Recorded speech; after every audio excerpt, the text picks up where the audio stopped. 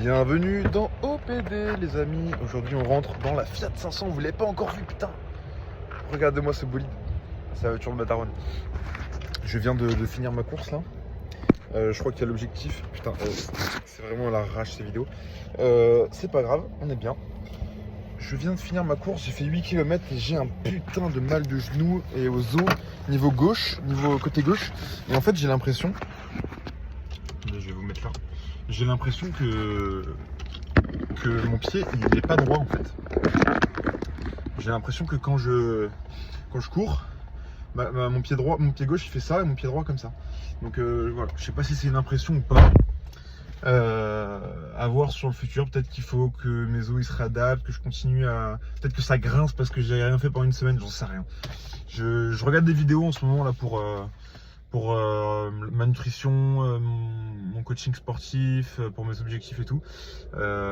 Maintenant c'est compliqué tout seul de voir toutes les infos et tout. Je suis pas accompagné, je sais pas à qui me référer.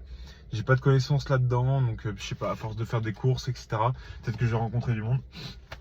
Mais en tout cas, c'est pas le sujet de cette vidéo. Aujourd'hui, les gars, on va parler de l'introversion et de l'extraversion.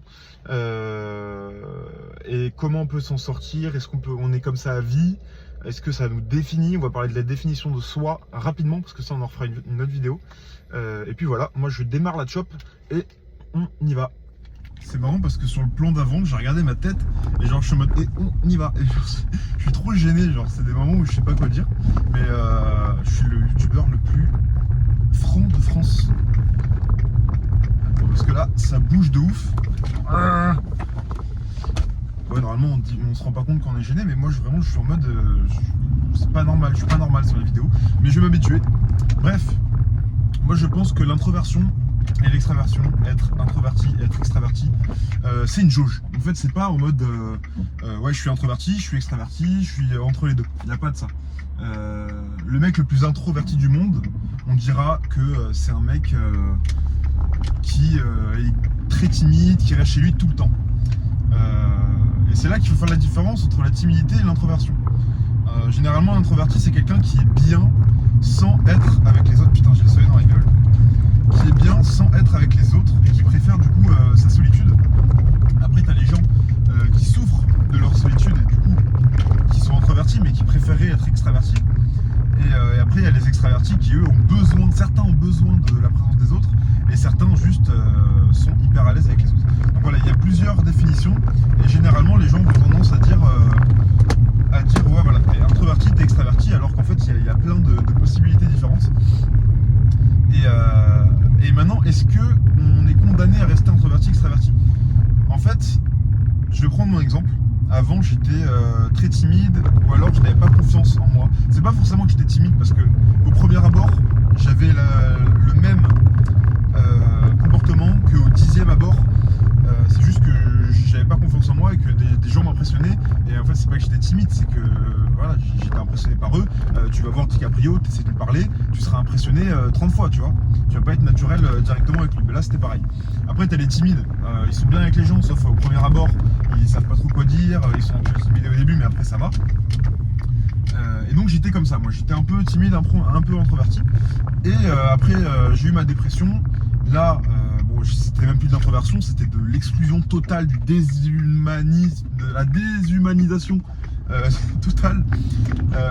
En gros, j'étais un légume, quoi. Et maintenant, je commence à vouloir être extraverti. Et de plus en plus, je parle à plus en plus de monde sans être timide, en parlant à des inconnus, à des pauvres, à des riches, à des gens qui me plaisent pas, des gens qui me plaisent, des hommes, des femmes. Et je fais pas de différence. Et donc voilà, je suis l'exemple même. Et je pense que vous aussi, vous avez vu, vous êtes vu évoluer. Et à mon avis, ça continuera d'évoluer. Et il y a certaines personnes qui n'ont pas évolué. Et du coup, elles peuvent penser ce genre de choses qu'on ne peut pas changer. Sauf que c'est totalement possible. Et donc, on verra sur les prochaines vidéos. De toute façon, tous les sujets que j'aborde dans les premières OPD là, ça va être des sujets que je vais explorer tout au long de ma carrière entre guillemets YouTube. Et voilà, ça peut être intéressant. Et juste pour finir, je pense qu'il ne faut jamais se définir par quelque chose. C'est-à-dire que quand vous dites ouais, moi je suis introverti, je fais pas ça. En fait, vous dites à votre esprit je ne changerai jamais en fait. Je suis comme ça. Comme vos parents avant, ils vous disaient ouais, t'es bordélique. Maintenant, dans votre tête, vous êtes bordélique toute votre vie, jusqu'à que un truc vous passionne, où vous soyez bien dans votre vie, et là, vous n'êtes plus bordélique. En fait, je pense que chaque défaut et chaque qualité, il y en a qui sont innées dans le sens où elles sont venues sans faire de travail pour. Et d'ailleurs, elles peuvent partir si vous n'en prenez pas soin. Et il y en a qui, faut faire du travail pour les avoir. Donc voilà, je pense que c'est des trucs qui fluctuent et qu'on ne peut pas se définir. En fait, une personnalité, ça se définit par des mots qui peuvent changer. Donc on a chacun une personnalité qui fait l'ensemble de tous ces mots. Et du coup qui change tous les jours en fait, selon notre comportement. Et après il y a notre voix, notre prestance, notre façon d'être. Et tout ça change. Je pense que c'est vraiment un tout et qu'on peut changer, tout comme l'introversion, l'extraversion. Cette jauge là, je pense que tous les jours elle bouge. Si on prenait 100% d'un millième de pourcentage tout le temps, et c'est ce qui fait que ça rend le jeu de la vie un peu intéressant, parce que on a tout qui est possible devant nous. Après il y a les gens ça a coupé, j'ai plus de batterie. Il y a des gens qui ont des maladies ou qui ont des particularités comme Asperger là, c'est quoi déjà, c'est comme Elon Musk. Ah oui voilà, c'est de l'autisme.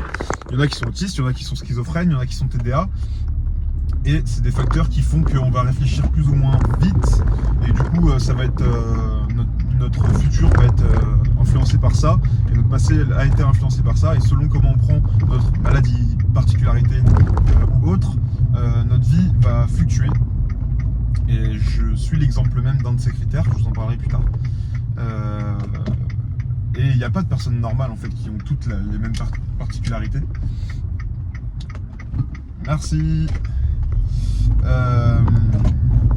On a tous des particularités avec plus ou moins fortes, plus ou moins définies, comme voilà le TDAH, autisme, voilà, schizophrénie.